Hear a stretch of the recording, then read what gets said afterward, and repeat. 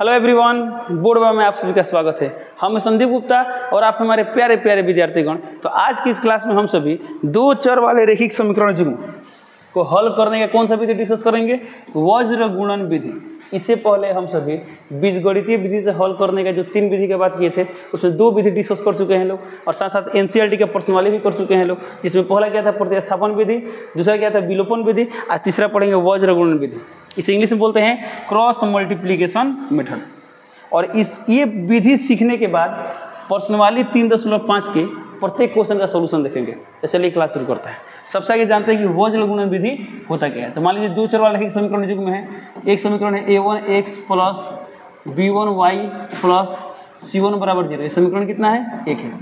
Second समीकरण है a2x plus b2y plus c2 बराबर 0। ये है समीकरण 2। अब हमें समीकरण 1 और 2 का हल माने क्या हुआ? x और y का वह मान जो दोनों समीकरण को संतुष्ट करो, हम क्या बोलेंगे? समीकरण युग्म का हल बोलेंगे। तो हमें समीकरण 1 और 2 का हल निकालना है किस विधि से? वज्र गुणन विधि से हल निकालना है। ओके, तो देखते हैं कैसे निकलता है। सबसे आगे बात करते हैं किसका? वज्र गुणन विधि से। तो वज्र गुणन विधि से क्या करेंगे? तो एक किताब में ट्रिक दिया है, उस ट्रिक का पालन करेंगे और x और y का मान ज्ञात करेंगे। तो वज्र गुणन विधि से हम क्या करते हैं लोग? तो सबसे पहला बात देखिए, इसमें क्या चर है? x है, y है। तो आगे चर x है तो यहाँ पर लिख देंगे x, फिर चर में क्या है? y है तो y लिख देंगे। और उसके बाद क्या है? कांस्टेंट टर्म, इसमें कोई चर नहीं है तो नहीं तो 1 लिख देंगे। क्या लिख देंगे? 1 लिख। ये इतना काम करना है। इसके बाद यहाँ पर क्या लिखना है? कोफिशिएंट लिखना है। किसका कोफिशिएंट लिखना है? तो x है ना, तो x वाला कोफिशिएंट को हाइड कर दीजिए। x वाला x है तो x वाला नहीं लिखेंगे। x के बगल में क्या है? b1 b2। क्या है? b1 b2। तो क्या करेंगे? b1 b2। यहाँ पर क्या लिख देंगे? b1 b2। रिपीट फिर से देखिए, यहाँ x है तो x से कोफिशिएंट को हाइड कर दिया। x के बाद क्या है? b1 b2। तो लिख देंगे b1 b2। और इसके बाद अब यहाँ पे b1 b2 स्टार्ट हो गया ना, इसके बाद एकदम ऑर्डर में चलेंगे। b1 b2 के बाद क्या है? c1 c2। फिर इसके बाद से इसके बाद खत्म हो गया तो फिर एकदम शुरू में जाएंगे। शुरू में क्या है? a1 a2 और उसके बाद से क्या है? b1 b2। तो हम क्या देख रहे हैं? b1 b2 से स्टार्ट हुआ था, अब b1 b2 बजाय क्या हो गया? अंत हो गया। अब देखिए ये जो दिखाई दे रहा है ना पेयर, यहाँ इसको मल्टीप्लाई करेंगे b1 c2 और फिर यहाँ क्या करेंगे? b2 c1। फिर यहाँ क्या करेंगे? c1 a2 और फिर यहाँ पर c2 a1 और फिर यहाँ क्या करेंगे? a1 b2 और फिर यहाँ पर a2 b1। तो हमेशा हम इधर से मल्टीप्लाई करेंगे b1 c2, उसके बाद माइनस देंगे, फिर b2 c1। यहाँ क्या करेंगे? c1 a2 minus c2 a1। फिर यहाँ क्या करेंगे? a1 b2 और माइनस a2 b1। तो यदि आपको ऐसा समीकरण दिखाई दे, समीकरण युग्म, तो समीकरण युग्म देखने के बाद आपको ऐसे लिखने आना चाहिए। यदि आप ये लिख दिए तो मानिए x और y का मान निकाल। अब इसके बाद क्या करना है? तो सिंपल यहाँ पर x है ना, तो लिख देंगे x। अब बटा में क्या लिखेंगे? तो बटा में देखिए सबसे क्या लिखेंगे? b1 c2। तो लिख देंगे b1 c2 प्लस या माइनस, माइनस देंगे। फिर यहाँ क्या लिखेंगे? b2 c1। फिर यहाँ बराबर देंगे, यहाँ पर क्या है? y, तो यहाँ लिख देंगे y। अब बटा में क्या लिखेंगे? c1 a2। फिर यहाँ लिखेंगे माइनस, फिर इसको मल्टीप्लाई करेंगे c2 a1। फिर बराबर देंगे, यहाँ क्या है? 1 है तो 1। अब बटा में क्या लिखेंगे? a1 b2। फिर क्या लिखेंगे? Minus a2 b1।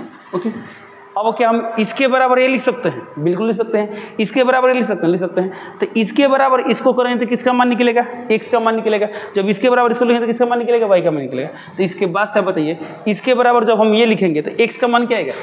तो x का मान क्या आएगा? ये वाला ऊपर चला जाएगा, 1 के साथ चला जाएगा तो क्या हो जाएगा? b1 c2 minus b2 c1 divided by a1 b2 minus क्या है यहाँ पर? a2 b1। फिर उसको मान लीजिए हमको y का मान निकालना है, तो इसको बराबर कर देंगे। तो जब ये दोनों बराबर करेंगे तो क्या होगा? ये वाला यहाँ पर है तो यहाँ मल्टीप्लाई हो जाएगा, तो y का मान क्या आएगा? तो यहाँ से y का मान आएगा c1 a2 minus c2 a1। अब बटा में कितना आएगा? a1 b2 minus a2 b1। तो ये वाला क्या रहा? तो ये रहा x का मान, ये रहा y का मान। ये किस विधि से आया? तो यह आया किस विधि से? विलोपन विधि से, सॉरी वज्र गुणन विधि। किस विधि से? वज्र गुणन। तो यहाँ पर है वज्र गुणन विधि से x का मान और y का मान। तो इसी पैटर्न पर क्या करना है? आपको सॉल्व करना है। यदि परीक्षा में पूछा जाता है कि समीकरण युग्म को वज्र गुणन विधि से हल करें, इसी पैटर्न को फॉलो करेंगे और आंसर आ जाएगा। तो फिर इसको कैसे अप्लाई करते हैं तो प्रश्नावली के सवाल पर हम लोग डिस्कस कर लेंगे। तो चलिए देखते हैं आज क्या क्या पढ़ना है हमें। तो आज हमें पढ़ना है 3.5 और 3.5 में कितने क्वेश्चन दिए हैं? तो देखिए क्वेश्चन नंबर 1 में दिया है निम्नलिखित समीकरणों के युग्मों में मानिए चलिए क्वेश्चन नंबर 1 में कितना सवाल है, क्वेश्चन नंबर 1 में 4 सवाल है, कितना सवाल है 4 सवाल, ये चारों सवाल देखेंगे। फिर क्वेश्चन नंबर 2 में कितना सवाल है 2 सवाल है, और फिर क्वेश्चन नंबर 3 में क्या है तीन अकेले है तो 3 क्वेश्चन है, और 4 नंबर में कितना सवाल है 5 सवाल है। तो ये सभी क्वेश्चन का सोल्यूशन हम लोग डिस्कस करने वाले हैं। तो चलिए शुरू करते हैं क्वेश्चन नंबर 1 से। देखिए तो क्वेश्चन नंबर 1 दिया है निम्नलिखित समीकरणों के युग्मों में किसका एक अद्वितीय हल है। हमको सबसे पहला बात क्या बताना है कि इसमें किस युग्म का एक अद्वितीय हल है। फिर बोला है किसका कोई हल नहीं है, किसके अपरिमित रूप से अनेक हल है। सबसे पहला हमें क्या पता करना है किसका एक अद्वितीय हल है, किसके हल नहीं है, किसके अनंत हल है। ओके, फिर बोला अद्वितीय हल की स्थिति में उसे वज्र गुणन विधि से ज्ञात कीजिए। तो सबसे हमको चेक करना है कि उसके हल की प्रकृति क्या है। ओके, उसके बाद हमें उसका हल निकालना है। तो हल किस विधि से निकालना है वज्र गुणन विधि से। तो वज्र गुणन विधि से हल कब करना है जब अद्वितीय हल होगा तभी हल करना है, तो रही हल नहीं करना है। चलिए क्वेश्चन नंबर 1 से स्टार्ट करते हैं। तो इसमें एक नंबर में क्या दिया है, तो यहाँ लिखा है x - 3y - 3 = 0। ओके, इसे क्या मान लेंगे समीकरण नंबर 1। फिर यहाँ क्या दिया है 3x - 9y - 2 = 0, समीकरण नंबर 2। सबसे पहला काम हमें क्या करना है, तो हमें चेक करना है कि इसके हल का प्रकृति क्या होगा, अनंत हल होंगे कि अद्वितीय हल होगा कि कोई हल नहीं होगा। ठीक है, अब आगे चेक करते हैं क्या होता है। तो चेक कैसे करते थे याद कीजिए लो। तो समीकरण 1 और 2 से, समीकरण 1 और 2 से क्या करते थे गुणांकों की तुलना करते हैं, गुणांकों का अनुपात निकालते थे। सबसे क्या निकालेंगे a1/a2। बताइए a1/a2 कितना है, a1 का मान है 1, a2 का मान कितना है 3, यानी 1/3 कितना है 1/3। अब निकालेंगे b1/b2, b1/b2 यहाँ b1 का मान कितना है -3, b2 का मान कितना है -9, ये माइनस माइनस कैंसिल, ये कितना है 1/3। अब हम देखते हैं क्या a1/a2 b1/b2 बराबर है। यदि बराबर होता है तभी हम तीसरा निकालते हैं, बराबर नहीं होता है तो नहीं निकालते। तो क्या यहाँ पर दोनों बराबर है तो हम देख रहे हैं दोनों बराबर, जब दोनों बराबर तो तीसरा भी निकालेंगे। तो तीसरा क्या निकालेंगे c1/c2। c1 का मान इसमें कितना दिया है -3 और c2 का मान दिया है -2, तो यह गया 3/2, क्योंकि माइनस माइनस क्या होगा कैंसिल हो जाएगा। अब हम यहाँ देख रहे हैं a1/a2 1/3, ये भी 1/3, बट ये वाला 1/3 नहीं है, यानी यहाँ पर क्या दिखाई दे रहा है, दिखाई दे रहा है चूंकि a1/a2 बराबर है b1/b2 बट c1/c2 बराबर नहीं है।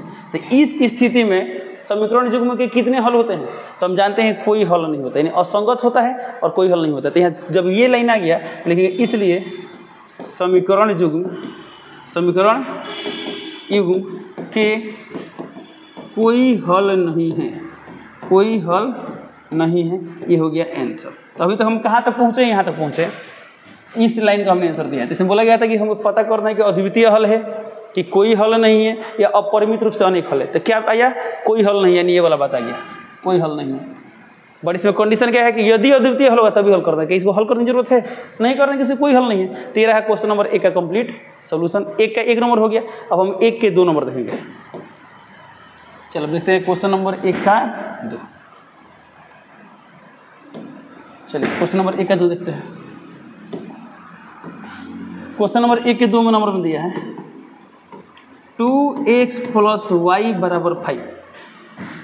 अब बताइए हमको तुलना करना है गुणांकों के अनुपात का, हल की प्रकृति बताना है। तो हम क्या करेंगे इस समीकरण को स्टैंडर्ड फॉर्म में लिख देंगे।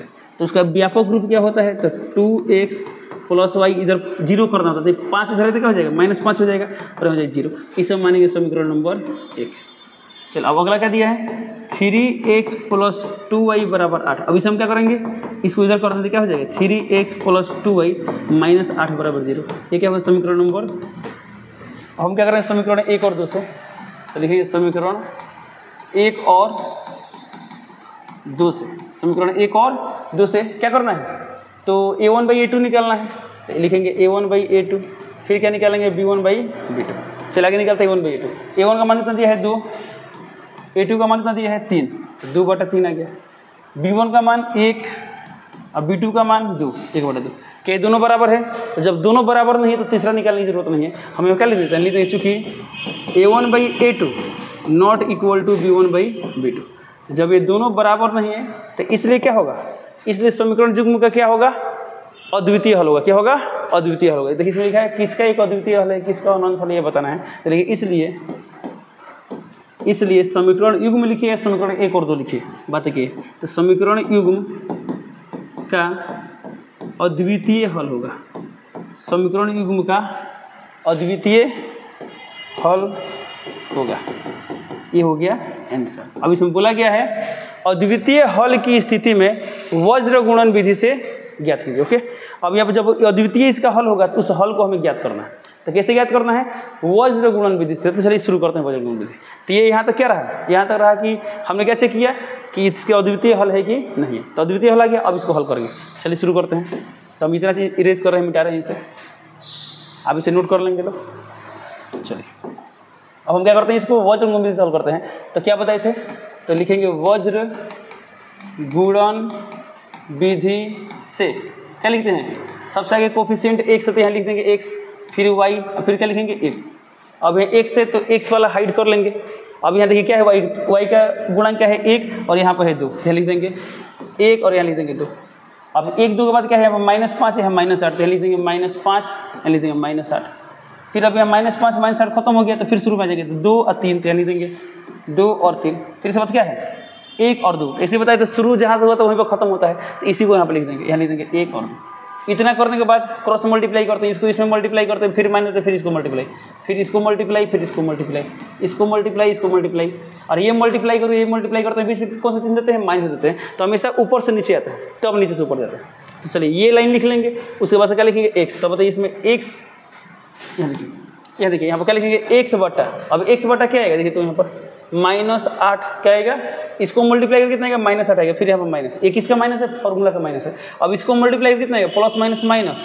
अब 5 दूना 10, लिख दिए 10 बराबर देंगे, यहाँ y है तो y बटा में कितना आएगा?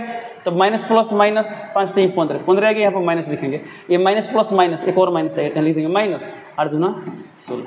तो यह तो माइनस कहाँ का है? यह माइनस इसमें गुणा का है, और यह माइनस कहाँ का है? फॉर्मूला का है। ओके, अब बराबर 1 बटा, अब इसके साथ क्या आएगा? 2 दूना 4 और माइनस 3 कम 3। अब इसी को सॉल्व करेंगे, देखते हैं क्या होता है। देखिए तो यहाँ पर x बटा ये कितना आ गया? -8, ये माइनस माइनस प्लस 10 बराबर y बटा -15 माइनस माइनस प्लस 16 बराबर 1 बटा 4 में 3 कितना आ गया? 1 आ गया। तो कितना आ गया? x बटा -8 प्लस 10 कितना आता है? 2 बराबर ये कितना आएगा? y बटा -15 प्लस 16 ये कितना आएगा? 1 बटा 1 नहीं आएगा, 1 आ गया। अब एक बार इसको इसके बराबर करें, फिर इसको इसके बराबर करें। चलिए तो एक बार यहाँ क्या लिखेंगे? x/2 बराबर 1, और यहाँ क्या लिखेंगे? y बटा 1 बराबर 1। तो यहाँ से x का मान कितना आ गया? यहाँ से x का मान आ गया 2, और यहाँ से y का मान कितना आ गया? 1। ये हो गया आंसर। ये क्या हो गया? आंसर। ये लास्ट में लिख सकते हैं इस प्रकार समीकरण 1 और 2 का हल x बराबर 2 और का मान लिख देंगे y बराबर 1, वो लिख देंगे आंसर, जैसा कि हम लोग पिछले एक्सरसाइज में लिख रहे थे। तो ये रहा क्वेश्चन नंबर 1 के 2 नंबर का सोल्यूशन। और किस विधि से हल किए हैं लोग? वज्र गुणन विधि से हल किए, जो आपके सामने है। तो बस कुछ नहीं करना, इसी पैटर्न पर आपको सब सवाल बनाने हैं, प्रैक्टिस करना है, वज्र गुणन विधि आ जाएगा। ठीक है, चलिए अब चलते हैं क्वेश्चन नंबर 3 पे।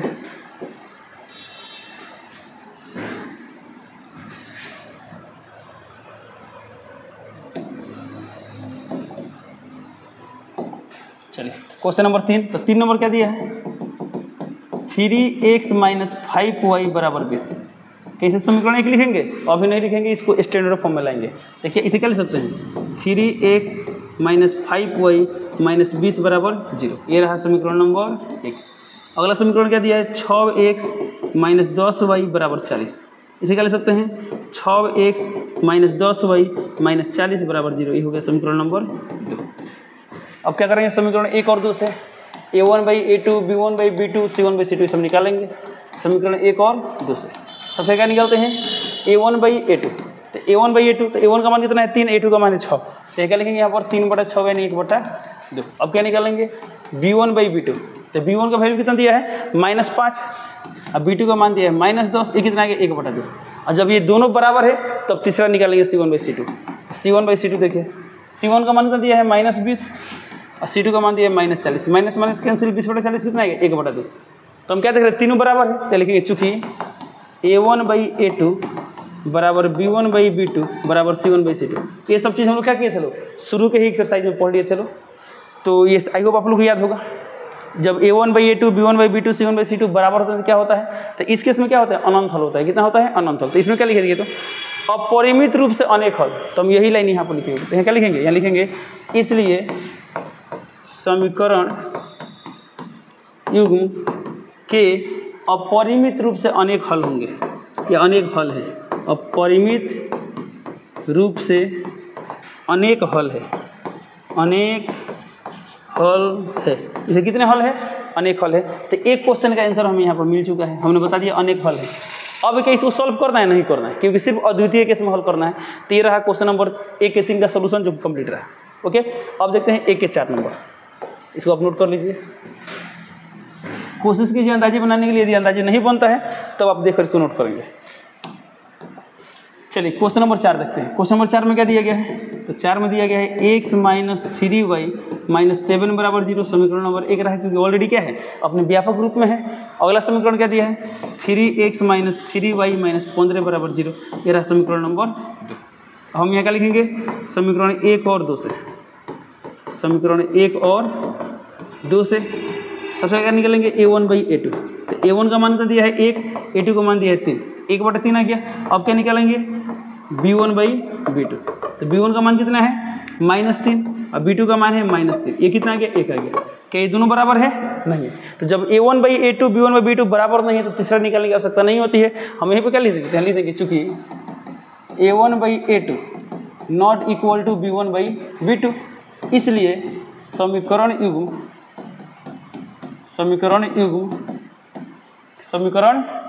युग्म का एक अद्वितीय हल है। ये वाला लिख लेंगे यहाँ पर। चलिए समीकरण युग्म का एक अद्वितीय हल है, अद्वितीय हल है। ये हो गया एक आंसर, यानी यहाँ तक आंसर कंप्लीट हो गया। अब फिर बोला अद्वितीय हल की स्थिति में आपको एक और काम करना है। क्या करना है? वज्र गुणन विधि से इसे उस हल को ज्ञात करना। तो चलिए शुरू कर देते हैं। क्या लिखेंगे यहाँ पर? लिखेंगे वज्र गुणन विधि से, वज्र गुणन विधि से। तो इस विधि से हम लोग क्या करते हैं लोग? इसमें सबसे पहला चर क्या है? x। तो यहाँ लिख देते हैं x। फिर यहाँ पर क्या है? y। यहाँ लिख देंगे y। अब लास्ट में क्या लिखेंगे? 1। अब x, तो x वाला कोफिशिएंट हाइड करते हैं। यहाँ क्या दिया? -3 -3 -7 -15। तो लिख देंगे -3 -3 -7 -15। अब इसके पास नहीं है तो फिर शुरू में जाएंगे। तो यहाँ क्या है? 1 3। तो लिख देंगे 1 3। और फिर यहाँ पर क्या है? -3 -3। अब इस तरह बना लिए। अब बहुत सिंपल है, ऊपर को नीचे से मल्टीप्लाई करते फिर इसको इससे, इसका इससे, इसका इससे, इसका इससे, इसका इससे। ओके, अब यहाँ पर क्या लिखेंगे? तो यहाँ x के बटा में क्या लिखेंगे? ये लिखेंगे x के बटा में ही लिखेंगे। तो कितना है? देखिए तो माइनस माइनस प्लस। अब 15 × 45, यहाँ गया 45। फिर यहाँ देंगे माइनस, फिर ये क्या है? Minus minus plus 7 × 21। यहाँ पर 21, यहाँ बराबर देते हैं y। अब बटा में ये कितना है? देखिए तो प्लस माइनस माइनस 7 × 21। यहाँ फॉर्मूला का माइनस रहता है, इसको मल्टीप्लाई कितना आएगा? माइनस प्लस माइनस, यानी माइनस में आएगा माइनस देते हैं। 15 × 15 बराबर यहाँ 1 बटा में कितना आएगा? ये गुणा करने पाएगा -3, और ये गुणा करने पाएगा -9। तो लिख देंगे -9। अब 20 में तो माइनस रहता ही है। इसको सिंप्लीफाई करेंगे। चलिए इसको सिंप्लीफाई करते हैं। चलिए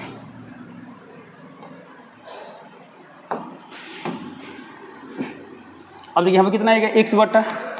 x बटा ये कितना आएगा? 5 में से गया 4, और 4 में से 2 गया 2, कितना गया? 24 आ गया।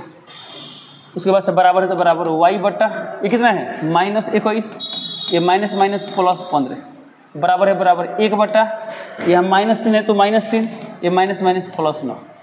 ये कितना गया? x बटा 24 बराबर ये कितना आएगा? y बटा -21 प्लस 15 -6 होगा। अब बराबर कितना गया? 1 बटा -3 प्लस 9 6। अब हम क्या करेंगे? यहाँ पर एक बार इसके बराबर ये कर देंगे, और फिर इसके बराबर ये करेंगे। चलिए तो एक बार करेंगे x बटा 24 बराबर 1 बटा 6। यहाँ से x का माना जाएगा। फिर क्या करेंगे? y बटा -6 और बराबर 1 बटा 6। इसको हल करते हैं कितना गया? x बराबर इधर मल्टीप्लाई होगा तो आ गया 24 था बटा में 6, कितना गया? 6 × 24 4 आ गया। यहाँ से देखिए y का मान ये -6 ऊपर आ जाएगा तो -6 बटा 6 कितना गया? -1। तो इस प्रकार x का मान आ गया 4, y का मान आ गया -1। ये रहा आंसर। तो इस तरह का क्वेश्चन नंबर 1 क्या हुआ? 1 का सोल्यूशन कंप्लीट हुआ। अब हम देखते हैं क्वेश्चन नंबर 2। चलिए यहाँ पर एक क्वेश्चन नंबर 2, तो 2 में क्वेश्चन नंबर 1 दिया है, तो 1 में क्या दिया है? तो बोल रहा है सवाल में a और b के किन मानों के लिए निम्नलिखित समीकरण के युग्म के अपरिमित रूप से अनंत हल होंगे। ये तो रहा सवाल। अब इसका सोल्यूशन करना है। तो सबसे पहला बात जो समीकरण दिए उसे नोट करेंगे। तो यानी क्या लिखेंगे? सोल्यूशन।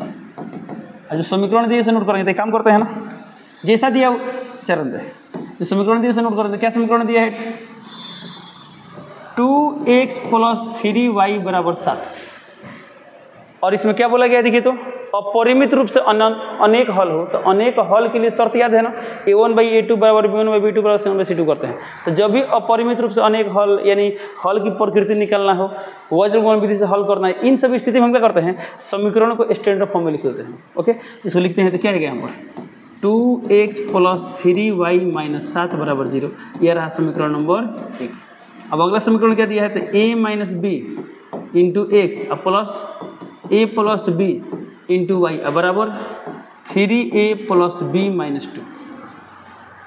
तो अब इसको स्टैंडर्ड फॉर्म लिख क्या है यहाँ पर a - b × x plus a + b × y। अब बताइए 2 उपाय है, 3a प्लस में लिखते हैं -3a - b + 2, या एक और उपाय है, एक के बार माइनस लिख इसे घेर देंगे, क्या लिखेंगे यहाँ पर 3a + b - 2 बराबर 0, ये रहा समीकरण नंबर 2। अब इस समीकरण 1 और यहाँ पर क्या समीकरण 2 है। अब इसमें बोला गया a और b के किन मानों के लिए निम्नलिखित समीकरण युग्म के अपरिमित रूप से अनेक हल होंगे। अब देखिए अपरिमित रूप से अनेक हल होने का शर्त क्या था, तो शर्त सिंपल था a1/a2 बराबर b1/b2 बराबर c1/c2 होना चाहिए। तो यहाँ लिख देंगे समीकरण युग्म के, यहाँ लिख देंगे समीकरण युग्म के अपरिमित रूप से अनेक हल के लिए शर्त, अनेक हल के लिए शर्त। तो शर्त क्या है भाई, तो शर्त है कि a1/a2 बराबर क्या होना चाहिए, b1/b2 बराबर c1/c2। अब इसी को सॉल्व करेंगे।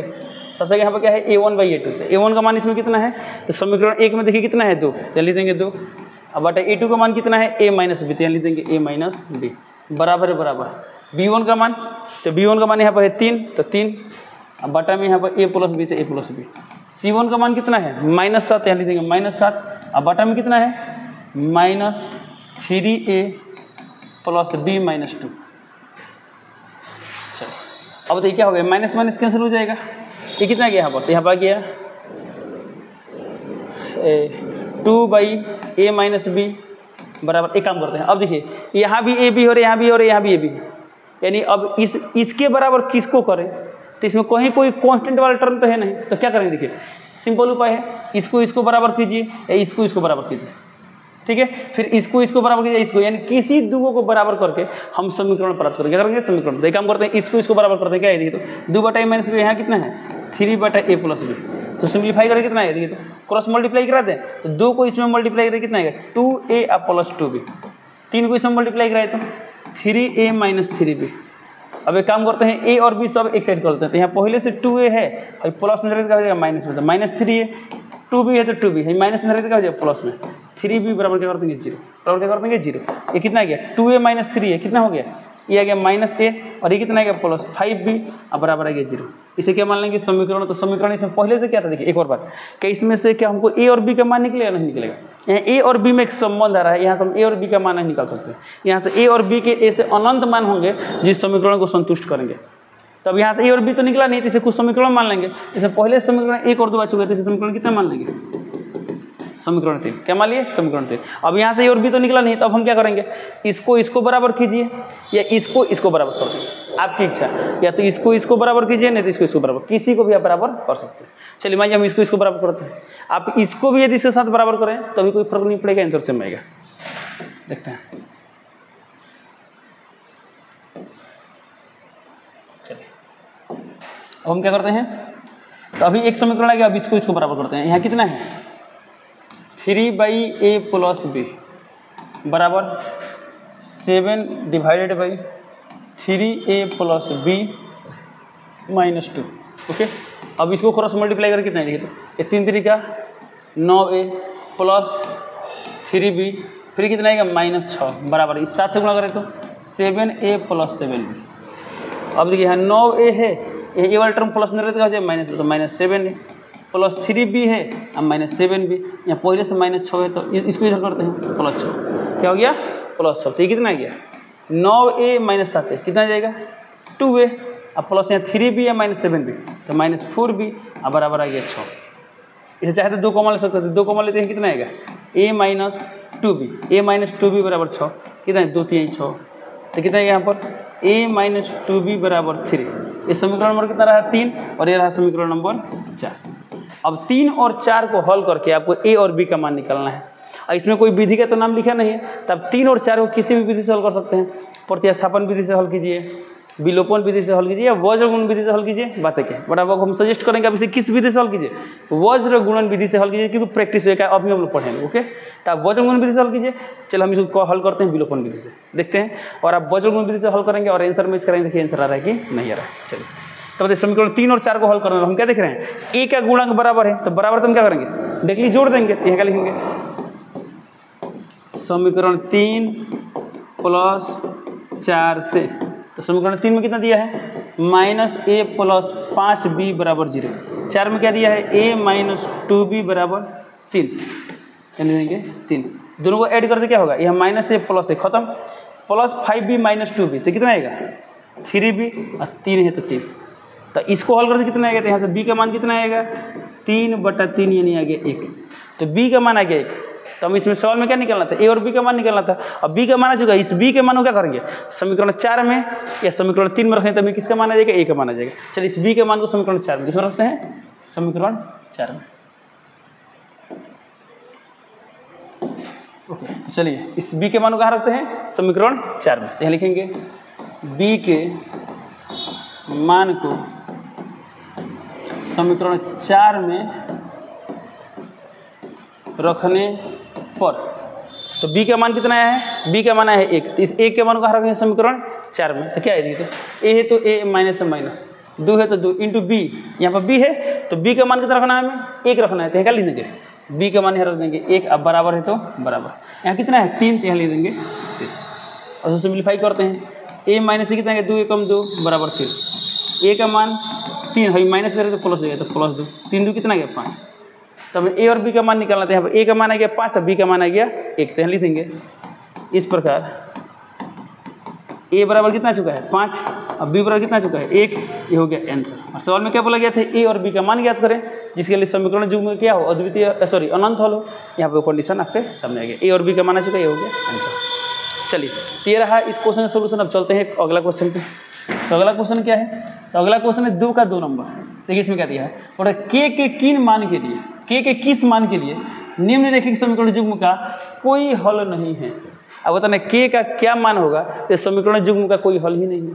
तो क्या करेंगे, इसे सोल्यूशन देखते हैं। सबसे पहले काम क्या करते हैं, क्वेश्चन नोट करते हैं। तो क्वेश्चन में क्या दिया है, 3x + y = 1। क्या अपने स्टैंडर्ड फॉर्म में है, नहीं है, इसको लाएंगे। तो इसे क्या लिख सकते हैं, 3x + y - 1 = 0। इसे मानते हैं समीकरण नंबर 1। अगला क्या है, 2k - 1 × x plus k - 1 × y बराबर 2k + 1। इसे क्या लिख सकते हैं, 2k - 1 × x plus k - 1 × y minus 2k + 1 बराबर 0। समीकरण नंबर 2। अब इसमें क्या बोला गया है, के किस मान के लिए निम्नलिखित समीकरणों युग्म का कोई हल नहीं है। अब कोई हल नहीं होने का शर्त याद होगा आपको, तो यहाँ लिखेंगे, तो लिखेंगे यहाँ पर समीकरण युग्म के कोई हल नहीं होने के लिए शर्त, नहीं होने के लिए शर्त। तो शर्त क्या है, तो शर्त लिखेंगे, शर्त क्या होता है, तो शर्त होता है a1/a2 बराबर b1/b2 not equal to c1/c2। अब देखिए यहाँ पर a1 का मान कितना दिया है, तो यहाँ पर a1 का मान दिया है 3, तो यहाँ लिख देंगे 3 बटा a2 का मान कितना दिया है 2k - 1, तो यहाँ लिख देंगे 2k - 1 बराबर b1 का मान इसमें दिया है 1, तो यहाँ लिख देंगे 1। अब b2 का मान समीकरण 2 में देखिए कितना दिया है k - 1, तो यहाँ लिख देंगे k - 1 बराबर नहीं है c1/c2। c1 का मान कितना है वो, c1 का मान दिया है -1, तो यहाँ लिख देंगे -1 अब बटा c2 का मान कितना है -2k + 1 -2k + 1, ये माइनस कैंसिल कर देंगे। ओके, अब देखिए वो k का मान निकालना है ना, तो अब इस दोनों लाइन को हल k का मान निकालें, अब फिर इसको आप हल कर सकते हैं।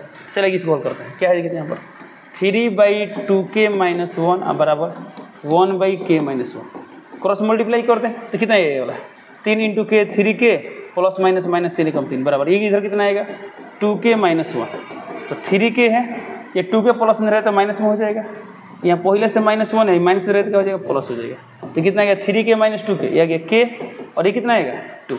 तो k का मान आ गया 2, k का मान क्या आ गया 2। अब हम देखते हैं क्या k का मान 2 रहने पर, ये तो कंफर्म है k का मान 2 रहता है, दोनों बराबर है, दोनों क्या होगा बराबर, आप रख के चेक भी कर सकते हैं।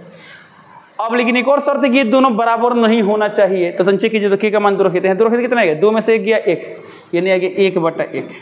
यहाँ देखिए 2 2 दूना 4 1 5, 1/5, क्या दोनों बराबर है, नहीं है ना।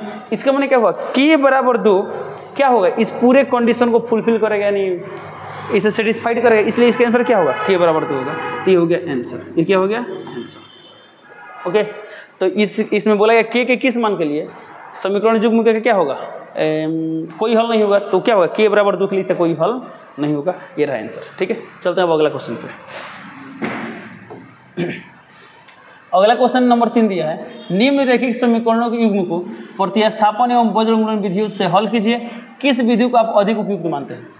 तो इस समीकरण युग्म क्या करना है, प्रतिस्थापन विधि से भी हल करना है और वज्रगुणन विधि से भी हल करना है। चल देखते हैं, सबसे पहला बात सोल्यूशन देखते हैं क्या करें यहाँ पर। तो काम करते हैं, बनाते हैं दोनों से। क्या दिया यहाँ पर 8x + 5y = 9, किस विधि से हमें बनाना है, ठीक है, समीकरण मान लेते हैं। समीकरण नंबर कितना है 1। अब अगला समीकरण क्या है 3x + 2y = 4, समीकरण नंबर 2। चलिए आगे हम बनाते हैं किस विधि से, प्रतिस्थापन विधि से। किस विधि से, प्रतिस्थापन विधि से। तो क्या करेंगे, किसी एक समीकरण से किसी एक चर का मान निकालेंगे, दूसरा में रखेंगे।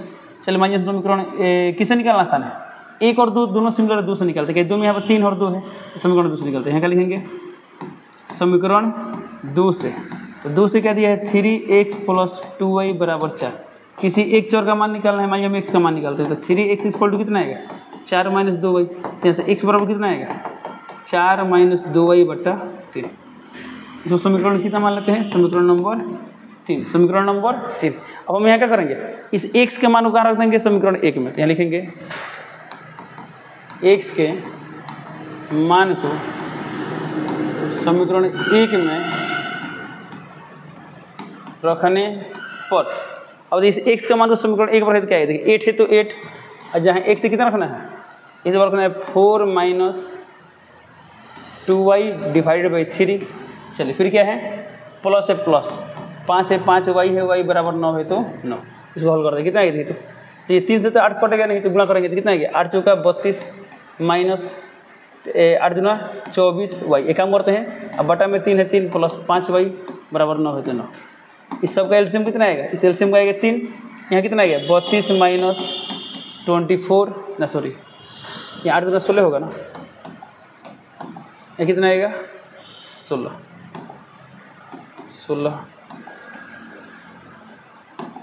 इस सब का एलसीएम 3 आ गया, यहाँ पर कितना है 16y, अब प्लस ये कितना आएगा 5 × 3 15y = 9 है तो 9, ये कितना आ गया, तो 32 है तो 32, अब -16y + y कितना आएगा -y आएगा, ये 9 × 3 27, यानी 27, ये कितना आ गया -y = 27 - 32, तो कितना आ गया -y बराबर कितना आएगा -5 से माइनस कैंसिल, y का मान आ गया 5, यानी देंगे 5।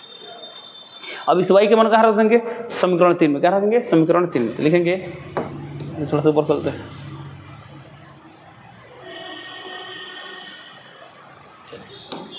अब ये क्या लिखेंगे, y के मान को समीकरण 3 में रखने पर, तो समीकरण 3 में क्या है, x है तो x बराबर है बराबर, 4 है तो 4 और माइनस यहाँ पर क्या है 2y, तो 2 है तो 2 × y, y का वैल्यू कितना है 5, यहाँ लिख देंगे 5, और बटा में कितना है 3 तो 3, इसको हल करते हैं, तो 4 - 5 में कितना गया 10, और बटा में कितना गया 3, 4 में 10 गया, -6/3 ये कितना गया -2।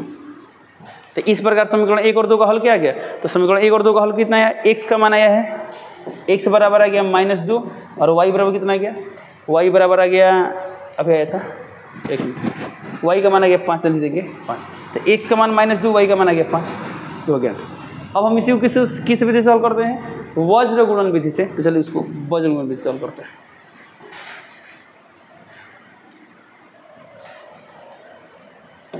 चलिए तो किस विधि से हल करते हैं, वज्र गुणन विधि से। तो कैसे हल करेंगे, तो यहाँ लिख देंगे वज्र गुणन विधि से। सब क्या लिखते हैं लोग, इसमें x है तो x लिखते हैं लोग, फिर y लिखते हैं लोग, फिर 1 लिखते हैं। x का कोएफिशिएंट कितना दिया है 8, सॉरी x का तो लिखेंगे नहीं, x वाला हाइड कर लेंगे, y कितना दिया है 5 2 तो यहाँ लिखते हैं 5 2, लिखते हैं यहाँ पर 5 2। इसके बाद क्या है, तो ये प्लस में तो माइनस हो जाएगा ना, यानी -9 -4 क्या दिया यहाँ पर -9 -4, क्योंकि जब स्टैंडर्ड फॉर्म में लिखेंगे तो इधर प्लस में तो क्या हो जाएगा माइनस में देते हैं माइनस में। ओके, अब इसके बाद से कुछ नहीं है तो यहाँ पर फिर आ जाएंगे शुरू से 8 3 और फिर लिख देंगे 5 2, जहाँ शुरू किए थे वहीं पर खत्म हो गया। अब हम क्या करते हैं मल्टीप्लाई, तो इसको इसमें मल्टीप्लाई करते हैं लोग, माइनस देके इसको मल्टीप्लाई, फिर इसको फिर इसको फिर इसको फिर इसको, तो क्या करेंगे यहाँ पर x बट्टा क्या लिखेंगे यहाँ पर 5 × 20 यानी -20, यहाँ पर क्या लिखेंगे माइनस, तो फॉर्मूला का माइनस रहता है, एक और ही माइनस आ रहा है, यानी -9 दूना 18 बराबर है तो बराबर, यहाँ y है तो y, बटा में क्या लिखेंगे यहाँ पर 9 3 27 यानी -27, अब माइनस ये कितना आएगा माइनस प्लस माइनस में आएगा, तो एक माइनस लिख देंगे 8 × 32, अब बराबर यहाँ कितना 1 है तो 1 और डिवाइडेड में यहाँ कितना आएगा 8 दूना 16 -5 23 15। चलिए इसको हल करते हैं, ये कितना आ गया x बट्टा -20 माइनस माइनस प्लस ये कितना है 18 है तो 18 बराबर y बट्टा -27 माइनस माइनस प्लस 32, अब बराबर कितना है 1 बटा 16 में से 15 के 1। अब इसको एक बार इसके बराबर करते हैं, थोड़ा सा एक लाइन और बढ़ाते हैं, x बटा -20 प्लस 18 कितना आएगा ये आएगा -2 बराबर y बटा ये कितना आएगा 5, अब बराबर 1 बटा 1 यानी 1 आ गया। अब इसको इसके बराबर करेंगे, जब x बटा -2 बराबर 1 करेंगे और क्या करेंगे y बटा 5 बराबर 1 करेंगे, तो यहाँ से x का मान कितना आ गया -2 और यहाँ से y का मान कितना आ गया 5 आ गया। तो हम देख रहे हैं दोनों से आंसर सेम आएगा, वाकई में सेम आ रहा है और आना भी चाहिए। तो इसमें एक और क्या बात बोला गया है, तो बोला गया किस विधि को आप अधिक उपयुक्त मानते हैं। अब बताइए कौन विधि से जल्दी आंसर आ गया आसानी से आंसर आ गया, तो वज्र गुणन विधि है, तो आप यहाँ लिख सकते हैं वज्र गुणन विधि अधिक उपयुक्त है, क्योंकि इससे क्या हो रहा है जो इसका आंसर है जल्दी आ रहा है और गलती होने की संभावना भी क्या रह रही है कम रह रही है। ठीक है, तो ये रहा क्वेश्चन नंबर 3 का सोल्यूशन। अब चलते हैं अगला क्वेश्चन पे। हाँ, अब क्वेश्चन नंबर 4 है, तो 4 में 5 सवाल दिए गए हैं, 5 के 5 लैंग्वेज वाला सवाल है। तो जब भी लैंग्वेज वाला सवाल आता है क्या करते हैं ध्यान से पढ़ते हैं लोग, जो उसमें पूछा गया है तो उसको कुछ मानते हैं लोग, फिर समीकरण बनाते हैं, फिर सॉल्व करते हैं। देखिए किस सवाल का दिया, तो यहाँ बोला गया निम्न समस्याओं में रैखिक समीकरणों के युग्म बनाइए। आगे हमको रैखिक समीकरण युग्म बनाना है और उनके हल किसी बीजगणित विधि से ज्ञात करो। अब देखिए इसमें क्या दिया है, उनका हल निकालना है कब, यदि उनका अस्तित्व हो, तो जाहिर सी बात जब उनका अस्तित्व होगा तो हल निकालेंगे, नहीं होगा तो नहीं निकालेंगे। तो यदि समीकरण युग्म के हल का अस्तित्व हो तो उन्हें ज्ञात करना है किस विधि से, तो बोला किसी भी बीजगणितीय विधि से निकाल सकते हैं। इसमें कोई रिस्ट्रिक्शन नहीं है, कोई इसमें पाबंदी नहीं लगा कि आप इसी विधि से निकालेंगे, आपको जो विधि आता है उस विधि से हल कर सकते हैं। लेकिन किस विधि, बीजगणितीय विधि। बीजगणितीय में जो हम 3 पढ़े हैं ना, प्रतिस्थापन विधि, विलोपन विधि, लुप्तीकरण और क्या बोलते हैं वज्र गुणन विधि, ये 3 में से कोई विधि से आप हल कर सकते हैं। ओके, बट प्रैक्टिस के लिए हम सजेस्ट करेंगे आप वज्र गुणन विधि से ही हल करें, ताकि वज्र गुणन विधि क्या हो आसानी से प्रैक्टिस हो जाए। चलिए इसे शुरू करते हैं। क्वेश्चन नंबर 1 सोल्यूशन देखिए, सबसे आगे सवाल पढ़ते हैं। सवाल में क्या दिया, इसमें एक छात्रावास के मासिक व्यय का एक भाग नियत है। अब देखिए एक हॉस्टल है, एक छात्रावास है, उसमें जो उसका मासिक व्यय होता है ना, जो खर्च होता है, उस खर्च का एक भाग नियत है। फिर बोला गया है शेष खर्च इस पर निर्भर करता है, जो शेष खर्च होता है ना किस पर निर्भर करता है कि छात्र ने कितने दिन भोजन लिया है। अब देखिए मासिक व्यय का एक भाग नियत है और जो दूसरा भाग है ना इस पर डिपेंड करता है कि छात्र ने कितना दिन भोजन लिया, कितना दिन भोजन किया है। अब बोला कि जब एक विद्यार्थी ए को 20 दिन भोजन करता है तो 1000 रुपये कितना रुपये देना पड़ता है, 1000 रुपये छात्रावास के व्यय के लिए अदा करने पड़ते हैं। अब कोई स्टूडेंट ए है, कितना दिन भोजन किया है, 20 दिन भोजन किया है, तो कितना रुपये देना पड़ा है, 1000 रुपये दिया है। जब दूसरा विद्यार्थी बी को 26 दिन भोजन करता है, बी कितना दिन भोजन करता है, 26 दिन भोजन करता है, तो कितने रुपये देना पड़ता है उसे, 1180 रुपये। इसका उन्होंने कहा जब 20 दिन भोजन किया तो 1000 रुपये देना पड़ा है, जब इसने 26 दिन भोजन किया तो 1180 रुपये देना पड़ा है। तो बोल रहा है कि नियत व्यय और प्रतिदिन भोजन का मूल्य ज्ञात करें। यानी इसका मतलब क्या होगा, हॉस्टल का एक नियत व्यय फिक्स है, आप खाना खाएं या नहीं खाएं, वो जो नियत व्यय है, जो नियत खर्च है वो आपको देना ही पड़ेगा। अब बाकी जो खर्च है किस पर डिपेंड करता है, कितना दिन खाना खाते हैं, कम दिन खाना खाएंगे तो कम रुपये देना पड़ेगा, ज़्यादा खाएंगे ज़्यादा देना पड़ेगा, बट जो नियत है देना पड़ेगा। तो ओवरऑल सवाल पढ़कर क्या निष्कर्ष निकला, तो हमको निकालना है नियत व्यय, छात्रावास के लिए क्या निकालना है, नियत व्यय निकालना है, और प्रतिदिन भोजन का मूल्य ज्ञात करना है, 2 चीज़ निकालना है। तो हम इसको मान लेते हैं 100, इसको मान लेते हैं भाई। तो चलिए शुरू करते हैं, क्या लिखेंगे यहाँ पर, ये माना कि छात्रावास के लिए नियत व्यय, ऐसा सिर्फ आप लिख सकते हैं माना कि नियत व्यय बराबर कितना मान लेते हैं, x। अब ये व्यय है तो खर्चा रुपये में ही नहीं हुआ है, तो लिखते हैं 100 रुपया। माना कि नियत व्यय 100 रुपया तथा अब ये लिखेंगे प्रतिदिन के भोजन, प्रतिदिन के भोजन का मूल्य, प्रतिदिन के भोजन का मूल्य बराबर y रुपया। ओके, अब यानी कि प्रश्नानुसार प्रश्नानुसार पहली शर्त से, पहली शर्त से। तो पहला शर्त क्या दिया इसमें? तो पहला शर्त यह है कि एक विद्यार्थी ए को कितना दिन, 20 दिन भोजन करता है तो 1000 रुपये देना पड़ता है। यानी देखिए 20 दिन के लिए कितने रुपये व्यय हुआ है? 1000, तो लीजिए 1000। अब बताइए इसमें क्या क्या फिक्स, 20 दिन का खाना है और प्लस नियत है, नियत व्यय है। तो नियत व्यय कितना है? x, लिख देंगे x। अब प्लस बताइए एक दिन का खाना y रुपया है, तो 20 दिन का खाना कितना होगा? 20 रुपये, तो लिख देंगे 20 रुपये। ये हो गया समीकरण नंबर 1। अब लिखते हैं दूसरी शर्त से, क्या लिखेंगे? दूसरी शर्त से। तो सेकेंड शर्त क्या है? इसे बोला गया 26 दिन के लिए 1180 रुपये। अच्छा, तो लिख देंगे 1180। कितना देंगे? 26 दिन के लिए। तो नियत व्यय तो 1 से, और 26 दिन के लिए खाना कितना होगा? 26 भाई बराबर कितना? 1180। समीकरण नंबर। अब समीकरण एक और 2 को किसी भी विधि से आप हल कर सकते हैं। तो सबसे आसान विधि कौन सा होता है? विलोपन विधि से हम जा रहे हैं, विलोपन विधि से हल करना।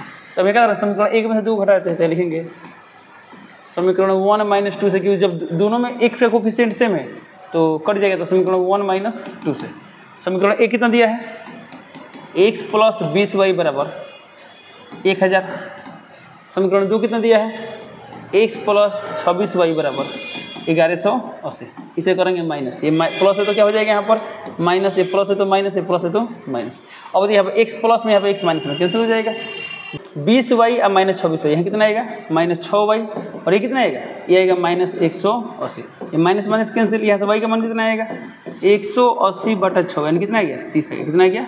30। अब इस y का मान कहाँ रखेंगे? समीकरण 1 में। तो यहाँ लिखेंगे y के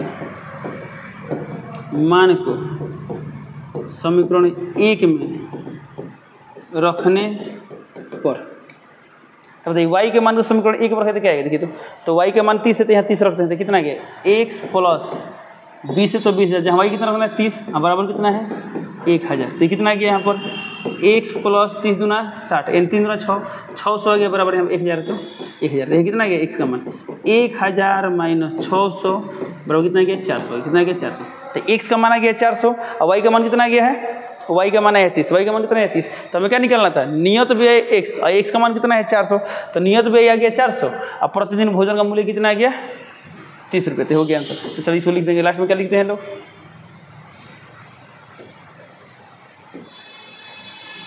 चलिए वो पता है, इतना करने के बाद हम क्या करते हैं लोग? इतना करने के बाद लास्ट में इसी को नोट करते हैं। क्या करते हैं लोग? इसको लिखते हैं लोग, इसको।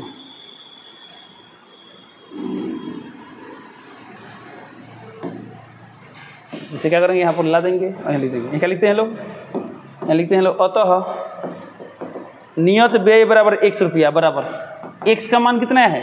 400, तो लिख देंगे 400 रुपया, तथा प्रतिदिन भोजन का मूल्य बराबर y रुपया, तो y का मान कितना है? 30, तो लिख देंगे 30 रुपया। ये हो गया आंसर। ओके, तो ये रहा क्वेश्चन नंबर 4 के 1 का आंसर। अब चलते हैं 4 के 2 पर। तो क्वेश्चन नंबर 4 का 2 देखते हैं। तो 4 का 2 नंबर दिया है, एक भिन्न 1/3 हो जाती है जब उसके अंश से 1 घटाया जाता है। फिर बोल रहा है वो 1/4 हो जाती है कब? जब हर में 8 जोड़ दिया जाता है। वह भिन्न ज्ञात करो। अब वह भिन्न निकालना तो उस भिन्न को कुछ मान लेंगे। तो लेकिन माना कि वह भिन्न, ये भिन्न लिखे हैं, वह भिन्न बराबर कितना मान लेते हैं? x/y, x/y। तो देखिए प्रश्नानुसार पहली शर्त से, तो प्रश्न में पहला शर्त क्या दिया था? देखिए इसमें बोला गया है ना, वो भिन्न 1/3 क्या हो जाती है? 1/3। वो जो भिन्न है ना उसका मान 1/3 हो जाएगा। तो 1/3 कब होगा? तो बोला गया जब अंश से 1 घटाया जाता है। तो इसमें अंश क्या है? x। जैसे ही हम x में से 1 घटाएंगे, हर में कुछ करने को नहीं बोला तो हर यहीं उतार लेंगे भाई। तो इस x में से 1 घटाने पे कितना आ गया? 1/3। कितना आ गया? 1/3। अब से थोड़ा स्टैंडर्ड फॉर्म में लगेगा, जैसे क्या लिख सकते हैं? इसको गुणा कराए तो 3x - 3 बराबर कितना हो जाएगा? y। इसे हम क्या लिख सकते हैं? 3x - y, ये माइनस में धरे तो प्लस 3। समीकरण नंबर कितना आ गया? 1। अब लेकिन दूसरी शर्त से, तो सेकेंड शर्त में क्या दिया है? तो सेकेंड शर्त में दिया गया है हर में 8 जोड़ दिया जाता है। चलिए तो हर में 8 जोड़ते हैं। तो हर कितना है यहाँ पर? तो हर यहाँ पर कितना है? y। तो y में क्या जोड़ेंगे? 8। तो y + 8। अंश में कुछ नहीं करना तो हिंट देते हैं। तो 8 जोड़ते हैं तो कितना होता है? 1/4। यहाँ के 1/4। इसको हल करते हैं, कितना आ गया यहाँ पर? 4x बराबर y + 8। जैसे कितना आ गया? 4x - y बराबर 8। समीकरण नंबर 2। अब क्या करेंगे, समीकरण 1 और 2 को किसी भी विधि से हल कर सकते हैं। तो मैं देख रहा हूँ y के गुणक -1 है, यहाँ भी y गुणक क्या है -1 है, तो दोनों का चिन्ह से मैं तो माइनस कर दें, तो लिख देंगे समीकरण 1 - 2 से, समीकरण 1 - 2 से। तो समीकरण 1 में कितना दिया है 3x - y = 3 और समीकरण 2 में दिया है 4x - y = 8। इसे क्या करना है माइनस, तो यहाँ माइनस है प्लस है तो माइनस। अब ये क्या होगा y और y कैंसिल हो जाएगा, कितना है 3x - 4y -x और 3 में से 8 कितना आ गया -5, माइनस कैंसिल कितना आ गया x का मान 5। अब x का मान क्या करेंगे समीकरण 1 में या 2 में कहीं रख देंगे, तो y का मान चलिए x का मान उस समीकरण क्या रखते हैं 1 में रखते हैं, तो लिखेंगे x के मान को समीकरण 1 में रखने पर, x के मान को समीकरण 1 में रखने पर अब लिख लेंगे। तो कितना है देखिए, तो यहाँ पर x का मान वहाँ 5 रखना है, तो कितना है 3 × 5 माइनस y = 3। अब इसको हल करते हैं, देखते हैं तो कितना है यहाँ पर 5 3 15 माइनस y = 3, ये कितना है गया माइनस y बराबर प्लस दे रहे तो माइनस, तो 3 में से 15 कितने आ गया -12, तो y cancel, sorry minus cancel, y का मान कितना आ गया 12, y का मान कितना आ गया 12। तो लिख देंगे अतः वह भिन्न बराबर कितना था x/y, अब बराबर x का मान कितना निकाले हैं, x का मान निकाले हैं 5, लिख देंगे 5 और y का मान निकाले हैं 12, लिख देंगे 12, ये हो गया 5/12, ये हो गया आंसर। ओके, मान लीजिए हमको चेक करना है आंसर सही है गलत है, क्या करेंगे, तो पहला शर्त में क्या बोला गया है, जैसे ही अंश में से 1 घटाएं, तो घटाइए तो 5 में से कितना है 4, 4/12 कितना है 1/3, क्वेश्चन में था 1/3, आगे कि नहीं आगे। फिर सेकंड शर्त क्या था, जैसे ही हमने क्या बोला गया था हर में 8 जोड़ने पर, तो यहाँ 8 जोड़े तो 12 8 20, अब 5/20 कितना है 1/4, तो क्वेश्चन में दिया था 1/4 होता है। इस तरह करके आप अपना आंसर जांच भी कर सकते हैं। ये रहा इस क्वेश्चन का सोल्यूशन। अब चलते हैं अगला क्वेश्चन पे। चलिए अगला क्वेश्चन ये कहते हैं, यश ने एक टेस्ट में 40 अंक अर्जित किए, जब उसे प्रत्येक सही उत्तर पर 3 अंक मिले और अशुद्ध उत्तर पर 1 अंक मिले, 1 अंक की कटौती की गई। अब देखिए क्या दिया है, यश को एक टेस्ट में कितना अंक मिला 40 अंक मिला। अब 40 अंक कब मिला, और जो टेस्ट में बढ़ा था वो टेस्ट निगेटिव, मतलब जैसे कंपटीशन में होता है ना, गलत सही करने पर नंबर मिलता है, गलत करते हैं तो नंबर कटता है और छोड़ने पर 0 नंबर मिलता है। जैसे मान लीजिए बात करते हैं, जैसे जेईई मेंस की बात करते हैं, उसमें क्या होता है एक सही क्वेश्चन करने में कितना नंबर मिलता है 4 नंबर, क्वेश्चन को गलत कर दिए तो -1 नंबर, क्वेश्चन छोड़ दिए तो 0 नंबर। तो वही कुछ इसमें बोल रहा है कि यश जिस टेस्ट में बैठा था उस टेस्ट में क्या है, यदि उसको सही अंक करने पर कितना मिले 3, सही पर मिले 3, गलत करने पर -1 और छोड़ने पर 0 नंबर। तो इस तरह हिसाब पर उसे कितना नंबर आते हैं 40 नंबर। बट इसमें कोई छोड़ने वाला बात नहीं किया है, उसने एक भी सवाल नहीं छोड़ा है, यानी उसके साथ ये वाला केस नहीं है, बाकी ये 2 केस। मैं आप किसी टेस्ट में बैठे पूरा सवाल अटेम्प्ट किए, सही पर आपको मिले 3 नंबर और गलत में मिले -1 नंबर, तो अब हिसाब किताब और कितने नंबर आते हैं 40 नंबर। वही यहाँ पर सिचुएशन दिया है। चलिए क्या करेंगे चलिए, तो कंफर्म में यस क्या किया होगा, कुछ क्वेश्चन गलत किया होगा, कुछ क्वेश्चन क्या सही किया होगा। ओके, तो उसे कितना नंबर आता है, इसमें बोला गया 40 अंक, कितना अंक अर्जित करता है 40 अंक। फिर बोला यदि, अब यहाँ पे एक कंडीशन दिया, यदि उसे सही अंक पर कितना मिले 4 अंक मिले, सही उत्तर पर कितना अंक मिले 4 अंक मिले, और अशुद्ध उत्तर यानी गलत करने पर कितना अंक काटा जाए 2 अंक काटा जाए, तो कितना अंक प्राप्त करेगा 50 अंक प्राप्त करेगा। ओके, यानी 50 अंक अर्जित करता, यदि ऐसा कंडीशन होता तब। तो बोला गया टेस्ट में कितने प्रश्न थे। ओके, अब टेस्ट में कुल कितना प्रश्न है ये हमको पता करना है। यदि हम ये पता कर लें कि यश ने कितना क्वेश्चन सही किया और कितना क्वेश्चन गलत किया, तो दोनों को जोड़ेंगे तो क्या होगा, कुल प्रश्न आ जाएंगे। तो हम यहाँ पर क्या करेंगे, यश के द्वारा सही उत्तर दिए गए प्रश्नों की संख्या निकालेंगे, फिर गलत उत्तर दिए गए प्रश्नों की संख्या निकालते हैं। यहाँ क्या लिखेंगे, माना कि यश द्वारा सही उत्तर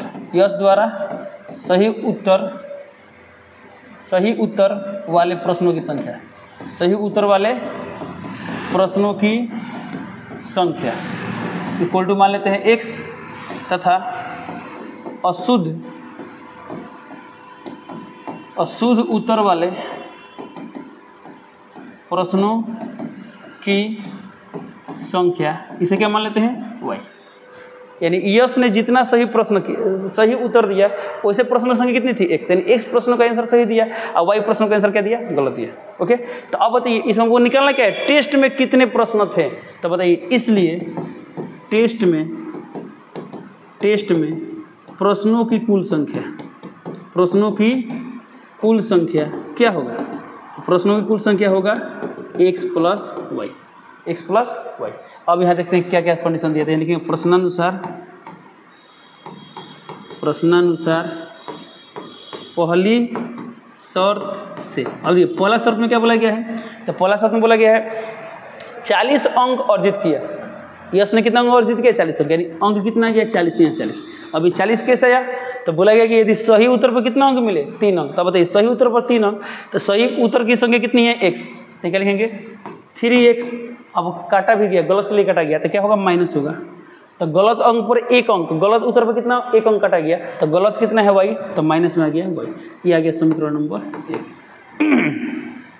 अब हम क्या करेंगे, समीकरण नंबर 2 देखेंगे। तो इसे क्या करेंगे, दूसरी शर्त से, क्या लिखेंगे दूसरी शर्त से। सेकेंड शर्त क्या दिया देखिए, तो यश को मिलते 50 अंक, क्या लिखिए 50 अंक। ये 50 अंक किसे मिलते हैं, तो यदि सही पर कितना मिलता है 4 अंक, तो कितना होता है 4x, अब माइनस गलत पर कितना अंक काटा जाता है 2 अंक, तो क्या कर देंगे -2, क्योंकि गलत उत्तर वाले की संख्या है y, एगो पर 2 नंबर, तो y पर कितना नंबर 2y नंबर, तो यहाँ पर गया 2y। अब इसमें कुछ कॉमन ले सकते हैं, 2 कॉमन ले सकते हैं, कितना गया 2x माइनस वाई बराबर 50। तो ऐसे कितना गया 2x माइनस वाई बराबर 50/2, यानी कितना गया 2x माइनस वाई बराबर 25। ये रहा समीकरण 1 और ये रहा समीकरण नंबर 2। अब समीकरण 1 और 2 को किसी भी विधि से आप हल कर देंगे तो x और y का मान निकल जाएगा। और हमें निकालना है, इस चीज़ को निकालना है, तो x और y आएगा तब नहीं निकाल पाएंगे। तो चलिए निकालते हैं। तो क्या करेंगे देखिए, तो यहाँ y के गुणांक दिया है -1, यहाँ भी दिया है -1, तो y के गुणांक बराबर है, तो डायरेक्टली माइनस कर देंगे। तो क्या लिखेंगे समीकरण 1 - 2 से, तो 1 में क्या दिया है 3x माइनस वाई बराबर 40, और यहाँ कितना दिया है 2x माइनस वाई बराबर 25। इसे क्या करना है हमें माइनस, तो यहाँ माइनस है, माइनस है तो प्लस है, प्लस है तो माइनस, ये minus Y plus Y cancel हो जाएगा। 3x माइनस 2x, यहाँ पर आएगा x, और यहाँ 40 माइनस 25, तो कितना गया 10 में 5 गया 5, 15, कितना गया 15। तो x का मान आ गया 15। इस x के मान को समीकरण 1 या 2 को ही रख देंगे तो y का मान मिल जाएगा। चलिए काम करते हैं, x का मान को समीकरण 1 में या 2 में, तो एक थोड़ा सा देखिए, यहाँ पर 40 है, यहाँ पर 25 है, तो 2 में रखते हैं। आप 1 में भी रख सकते हैं, जहाँ मन कर वहाँ रखिए, मैंने 1 या 2 में कहीं रख सकते हैं। चलते तो हम क्या करते हैं, x के मान को समीकरण 2 में रखते हैं। तो क्या लिखेंगे, यहाँ लिखेंगे x के मान को समीकरण 2 में रखने पर, चलिए तो समीकरण 2 क्या है 2 है, तो 2 यहाँ x है, तो x का मान है 15, तो यहाँ लिख देंगे इंटू 15, फिर क्या है माइनस है, माइनस y है y, यहाँ 25 है तो 25। अब इसको हल करेंगे, कितना गया 15 दूना 30, माइनस y बराबर 25, माइनस y ये टर्म प्लस में रहे तो माइनस में हो जाएगा, तो 25 माइनस 30, तो कितना गया माइनस वाई बराबर कितना गया यहाँ पर -5, माइनस माइनस कैंसिल, y का मान आ गया है 5। ठीक है, अब y का भी मान आ गया और यहाँ पर x का भी मान आ गया ना। अब हम क्या करेंगे, हमको निकालना क्या था, तो क्वेश्चन में क्या पूछा गया था, टेस्ट में कितने प्रश्न थे, यानी अब हम क्या करेंगे ये वाला लाइन लिखेंगे, है वाला जो लिखे थे ना यहाँ पर, इसलिए टेस्ट में प्रश्नों की संख्या बराबर x + y, तो वही लाइन हम यहाँ पर क्या करेंगे लिखेंगे। तो लिखेंगे अतः टेस्ट में प्रश्नों की संख्या बराबर क्या लिखे थे x + y, तो लिख देंगे x + y। तो ये लाइन हम कहाँ से लिखते हैं, जो यहाँ पर जो हमें जो माने थे उसी को हम यहाँ पर लिख देते हैं। तो x का मान कितना है, x का मान है 15, तो 15, और प्लस y का मान है 5, तो 5, 15 5 20, ये हो गया आंसर। इसका मतलब क्या, उस टेस्ट में कुल कितने प्रश्न थे, उस टेस्ट में कुल 20 प्रश्न थे। ओके, तेरा इस क्वेश्चन का सोल्यूशन। अब चलते हैं अगला क्वेश्चन पे। चलिए ये रहा सेकेंड लास्ट क्वेश्चन। इस क्वेश्चन में क्या दिया गया है, तो बोल रहा है एक राजमार्ग पर 2 स्थान ए और बी 100 किलोमीटर दूरी पर स्थित है। चलिए इस सवाल को समझते हैं। एक राजमार्ग यानी सीधा सा रास्ता है, इस रास्ता में 2 स्थान है। चलिए इसको मान लेते हैं ए और इसको मान लेते हैं बी। कितना किलोमीटर दूरी पर है, 100 किलोमीटर। दोनों बीच की दूरी कितना दिया है, 100 किलोमीटर, ध्यान देंगे। ओके, अब बोल रहा है इसमें एक कार ए से, अच्छा यानी एक कार यहाँ पर है, एक कार है जो ए से चलना प्रारंभ करती है तथा दूसरी कार बी से। अच्छा यहाँ पर मान लीजिए कोई दूसरा कार है, एक कार ए है और यहाँ पर क्या है, एक कार बी है। तो बोल रहा है कि एक कार ए से दूसरा कार बी से एक ही समय पर चलना प्रारंभ करती है। अब देखिए एक ही टाइम पर वो ए से चलती है, वो बी से चलती है, चलना प्रारंभ करती है। तो बोल रहा है कि यदि ये कार भिन्न भिन्न चाल से एक ही दिशा में चलती है, इसमें कंडीशन दी, यदि ये कार अलग अलग चाल से एक ही दिशा में चलते, एक ही दिशा में क्या होगा, या तो दोनों इस दिशा में जाए यानी उधर जाए एक ही दिशा हुआ, या हो सकता है दोनों इधर आए, यही ना एक ही दिशा हुआ, यानी दोनों यदि इस तरह चलती, इस तरह या इस तरह, यानी एक ही दिशा में चलती अलग अलग चाल से, ठीक है। तो इसमें देखिए क्या बोला गया है, 5 घंटे बाद मिलती है।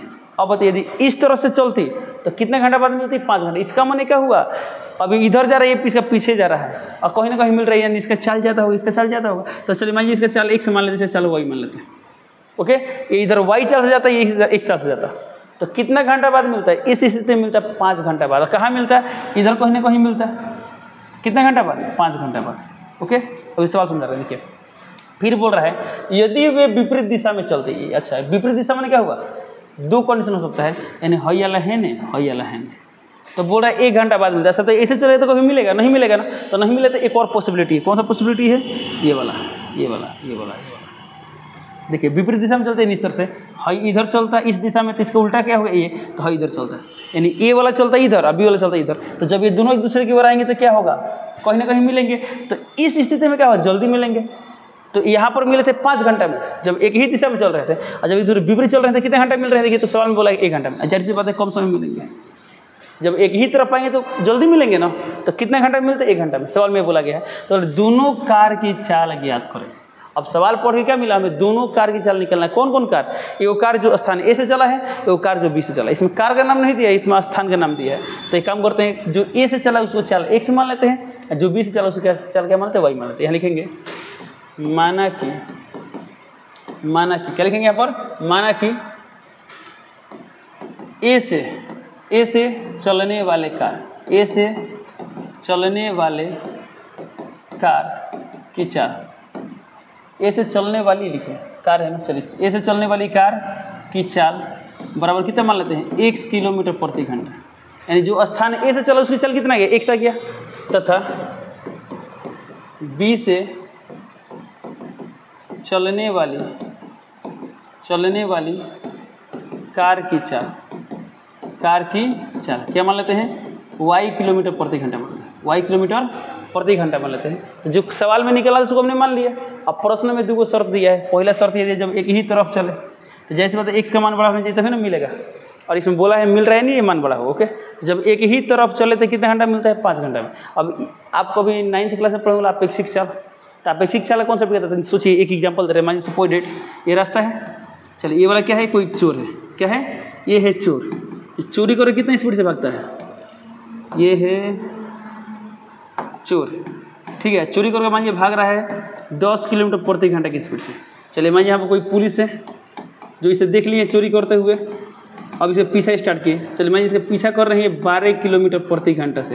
बताइए कि इसको पकड़ लेंगे, बिल्कुल पकड़ लेंगे, क्योंकि इनका चाल ज़्यादा है। तो इसको पकड़ने के लिए इसमें कौन सा चाल मदद करेगा, क्या पूरा 12 मदद करेगा, नहीं।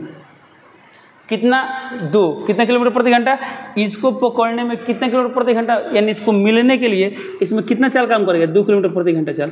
यानी इसमें का मतलब क्या हुआ, पुलिस का चाल चोर के सापेक्ष कितना होगा, 2 किलोमीटर प्रति घंटा होगा।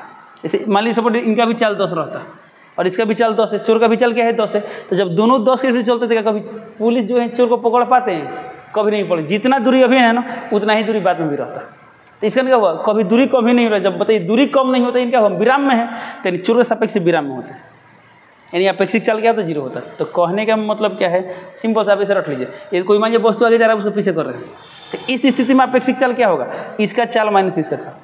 अच्छा मान लीजिए चोर इधर आता है, पुलिस इधर आते हैं, तो और जल्दी पकड़ा, जब जल्दी पकड़ा रहा है यानी समय कम लगता है, समय कम यानी चाल ज़्यादा।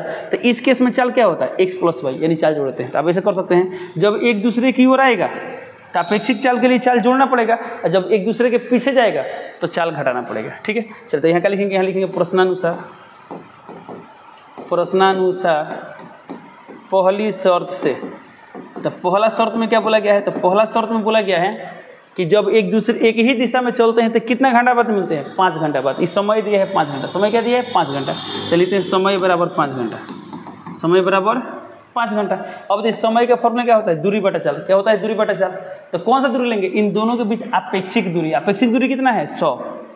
हालांकि इसको पकड़ने के लिए 100 नहीं आना होगा, 100 से बहुत ज़्यादा दूरी तय करना पड़ेगी। यार इधर नहीं पकड़ाएगा, जैसे 100 से ज़्यादा दूरी तय करना पड़ रहा है, बट इसके सापेक्ष कितना दूरी था, 100 किलोमीटर। इसलिए हम यहाँ पर क्या लेंगे, 100। तो चलिए यहाँ पर समझ लेते हैं, यहाँ पर लिखें अपेक्षिक दूरी, यानी एक दूसरे के सापेक्ष कितना दूरी है, 100। ये लिखेंगे अपेक्षिक दूरी अब बटा अपेक्षिक चाल। तो समय का फॉर्मूला क्या होता है, दूरी बटा चाल। तो अपेक्षिक दूरी लेंगे तो आप अपेक्षिक चाल लेंगे, अपेक्षिक चाल अब बराबर कितना दिया है 5 है तो 5। अब यदि अपेक्षिक दूरी कितना है, तो दूरी कितना है 100, तो यहाँ लिख देंगे 100। और अपेक्षिक चाल कितना है, तो कार यहाँ पर जो ए से चला है इसका चाल है x, इसका चाल है y, तो यहाँ क्या लिखेंगे x माइनस वाई, लिख दे x माइनस वाई अब बराबर 5 है तो 5। अब इसी को क्या करेंगे, सिंप्लीफाई करेंगे, इसे हम करते हैं कैंसिल। चलिए अब क्या कर देखिए यहाँ पर, तो क्या करेंगे देखिए, तो अब इसे थोड़ा सिंप्लीफाई करते हैं। देखिए 5 से 100 कटे, ये कितना गया देखिए 20 बचे 100। तो इसको हम इधर कर सकते हैं, इसको इधर, यानी x माइनस वाई का मान कितना गया 20। तो यहाँ पर लिख देंगे x माइनस वाई बराबर 20। ये रहा समीकरण नंबर 1। अब यहाँ लिखे दूसरी शर्त से, दूसरी शर्त से, तो सेकेंड शर्त में कितना समय बाद मिलता है, तो समय दिया है 1 घंटा। कितना समय दिया देखिए, तो यहाँ पर 1 घंटा पश्चात मिलता है। तो अब समय कम हो यानी जाहिर से बात है चाल ज़्यादा होगा। तो बताइए इस केस में अपेक्षिक चाल कितना होगा, x प्लस वाई, तो मैंने चाल बढ़ गया। और दूरी तो उतना ही था, 100 है तो 100 रहेगा, बराबर 1 है तो 1। ऐसा हल कर दे कितना आ गया, x प्लस वाई का मान आ गया 100, समीकरण नंबर 2। अब यहाँ पर समीकरण 1 और 2 है, क्या करना है, समीकरण 1 और 2 को हल करना है। किसी विधि से हल कर सकते हैं। तो काम करते हैं, यहाँ पर y का कोफिशिएंट बराबर है, चिन्ह अलग अलग है, तो जोड़ेंगे तो y कट जाएगा, घटाएंगे तो x कट जाएगा। आपको जोड़ना है जोड़िए, घटाना घटाइए, आपकी इच्छा। तो हम क्या करते हैं, समीकरण 1 और 2 को जोड़ते हैं। तो क्या लिख देंगे, समीकरण 1 प्लस 2 से, समीकरण 1 प्लस 2 से, तो 1 में क्या दिया है, तो 1 में दिया है x माइनस वाई बराबर 20, तो x माइनस वाई बराबर 20। समीकरण 2 में कितना दिया है, x प्लस वाई बराबर 100, तो x प्लस वाई बराबर 100। ऐड करते हैं तो y और कैंसिल हो जाएगा, x और x कितना 2x, यहाँ पर आ गया 120। तो ऐसे x का मान कितना आ गया 120 बटा 2, यानी कितना आ गया 60। x का मान कितना गया 60। अब x का मान को हम क्या करेंगे, समीकरण 1 या 2 में रख देंगे। चलिए समीकरण 2 में रखते हैं। तो यानी लिखेंगे x के मान को समीकरण 2 में रखने पर, तो समीकरण 2 में x का मान कितना रखना हमें 60, यानी लिखेंगे 60। अब प्लस है प्लस, y है तो y बराबर 100 है तो 100। जैसे y का मान कितना आ गया 100 माइनस 60, यानी आ गया 40, यानी कितना आ गया 40। तो हमें किसका मान निकालना था, x और y का मान, तो x और y का मान आ गया। ठीक है, तो देखिए तो हम इसमें क्या लिखे थे, चलिए ये तो माना कि a से चलने वाली कार की चाल बराबर x, अब 20 चलने वाली, तो यहाँ लिख देंगे, ध्यान सुनिए, अब खुद से लिखना है आपको, तो लिख देंगे अतः। चलिए यहाँ पर लिखते हैं, तो लास्ट में ये लाइन क्या लिखेंगे, लास्ट में, तो लास्ट में क्या लिख देंगे, यहाँ पर यहाँ लिख देंगे अतः ए से चलने वाली कार की चाल बराबर 1 किलोमीटर प्रति घंटा। यहाँ पर क्या ऐड कर देंगे x, तो x का मान कितना है, तो 60, तो लिख देंगे 60 किलोमीटर प्रति घंटा। और फिर ये लिखेंगे तथा बी से चलने वाली कार की चाल बराबर y, और y का मान है तो 40, तो लिख देंगे 40 किलोमीटर प्रति घंटा। ये हो गया आंसर, ये क्या हो गया आंसर, यहाँ पर लास्ट लिख देंगे आंसर। ओके, तो ये सब नोट कर लेंगे, लास्ट में लिखेंगे, तो हुआ कंप्लीट। तेरा इस क्वेश्चन का सोल्यूशन। अब चलते हैं लास्ट क्वेश्चन पर, यानी क्वेश्चन नंबर 2 का 5 नंबर। देखिए तो 5 नंबर कहते हैं, एक आयत का क्षेत्रफल 9 वर्ग इकाई कम हो जाता है यदि उसकी लंबाई 5 इकाई कम कर दें और चौड़ाई 3 इकाई बढ़ा दें। यानी किसी आयत की लंबाई में 5 यूनिट कम कर दें, 5 लंबाई 5 घटा दें और चौड़ाई 3 बढ़ा दें, तो उसका क्षेत्रफल कितना कम होता है, 9 कम हो जाता है। फिर बोला यदि लंबाई को 3 इकाई और चौड़ाई को 2 इकाई बढ़ा दें, यानी लंबाई चौड़ाई दोनों बढ़ाएं, लंबाई कितना बढ़ाए 3 इकाई, चौड़ाई कितना बढ़ाए 2 इकाई, तो क्षेत्रफल 67 इकाई बढ़ जाता है। आयत की बीमाएं ज्ञात करें, इसमें आयत की लंबाई और चौड़ाई ज्ञात करें।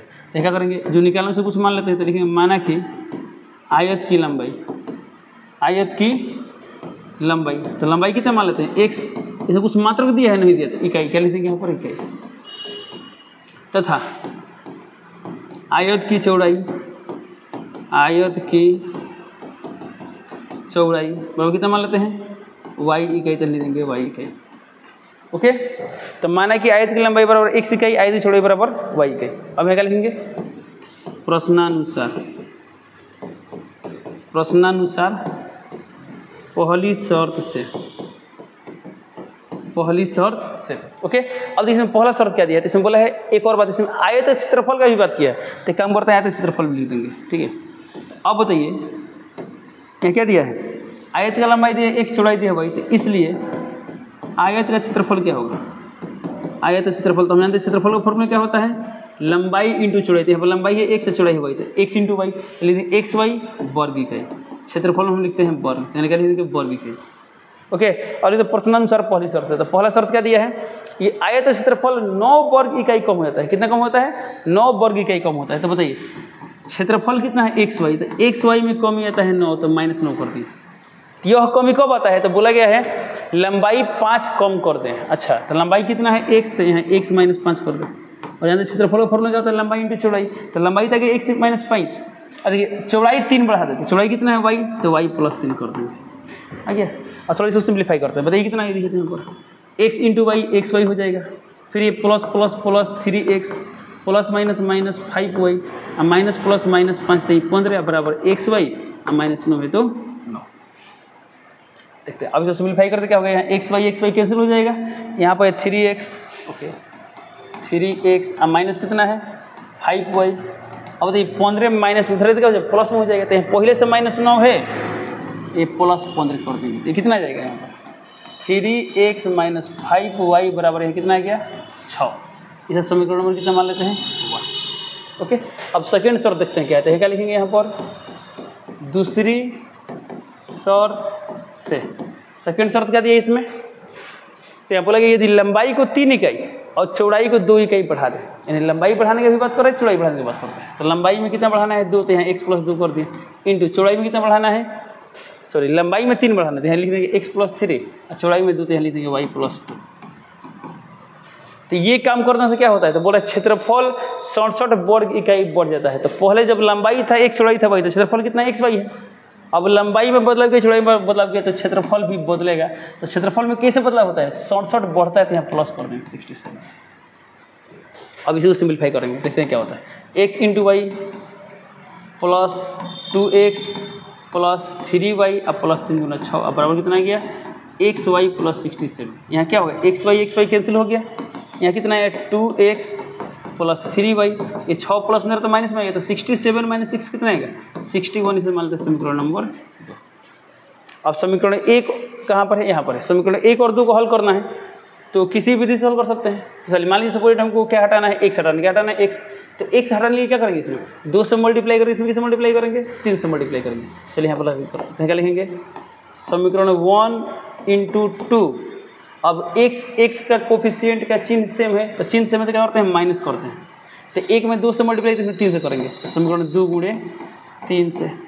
अब चलिए यहाँ पर क्या बोला गया, 1 में 2 से मल्टीप्लाई करते हैं तो कितना है यहाँ पर 3 × 6x माइनस से माइनस 5 × 10y बराबर, यहाँ कैसे गुणा करते हैं 2 से, तो कितना है 6 × 12। फिर बोला गया 2 में 3 से, इसमें 3 से बोला गया 3 × 6x प्लस 3 × 3 = 9y बराबर, इसमें किसी 3 से, तो 3 × 3 = 6 × 18। क्या करना है हमें माइनस, तो प्लस है तो माइनस है, प्लस है तो माइनस है, प्लस है तो माइनस। तो ये क्या होगा 6x कैंसिल, -10 - 9 कितना आएगा -19y बराबर, यहाँ कितना आएगा, तो 3 में से 2 गया 1, 8 में से 1 गया 7 और कितना गया 171, कितना गया 171, किस में आएगा माइनस में आएगा, तो माइनस आ गया। ये माइनस माइनस क्या होगा कैंसिल होगा। अब देखिए 19 कितना आता है 19 नवा 171, 19 नवा 171, तो यहाँ से y का मान कितना आ गया, y का मान आ गया 9। अब हम क्या करेंगे, y के इस मान को समीकरण 1 में या 2 में रख देंगे। चलिए मैं समीकरण 1 में रखते हैं, या 2 में भी आप रख सकते हैं, आपकी इच्छा रख सकते हैं, ठीक है। तो y के मान को समीकरण 2 में रखते हैं, क्या होगा देखिए यहाँ पर क्या लिखेंगे,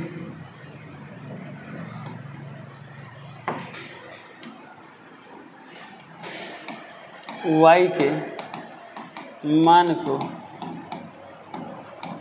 समीकरण 2 में रखने पर, तो समीकरण 2 देखिए यहाँ 2x है तो 2x प्लस है प्लस 3 इंटू जहाँ y है कितना रखना है हमें 9, यहाँ लिख देंगे 9।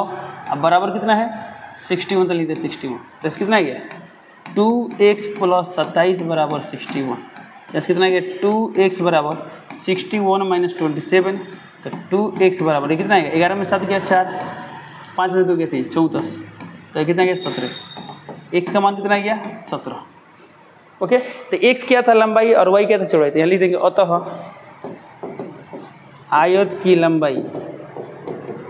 की लंबाई बराबर क्या था x इकाई, तो यहाँ लिख देंगे x इकाई, अब बराबर कितना लिखेंगे x = 17, तो 17 इकाई, तथा आयत की चौड़ाई, तो चौड़ाई कितना माने थे y इकाई तो लिख दे y इकाई, y का मान कितना रखेंगे तो y का मान कितना है 9, तो लिख देंगे 9 इकाई, ये हो गया आंसर।